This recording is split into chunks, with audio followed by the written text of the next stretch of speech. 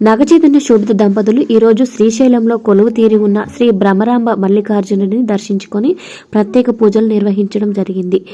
ఆ ఇద్దరి వెంట నాగార్జున కూడా ఉండడం, శోభిత చైతన్యులకి దగ్గరుండి హారతి ఇప్పించడం, ఆ సమయంలో శోభిత జుట్టు హారతికి అడ్డుపడుతుంటే నాగార్జున ఆమె జుట్టుని పట్టుకోవడం లాంటివి ఇప్పుడు సోషల్ మీడియాలో ట్రెండ్ అవుతున్నాయి.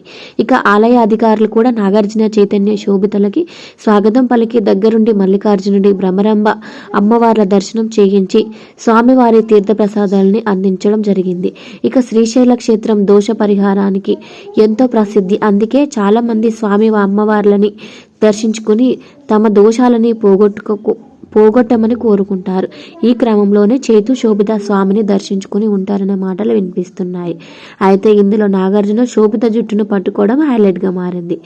శోభిత మీద ఎంత కేరింగ్ అని కామెంట్స్ అయితే వస్తున్నాయి. Thanks for watching. ఈ బ్యూటిఫుల్ ఇమేజెస్ మీ అందరి కోసం.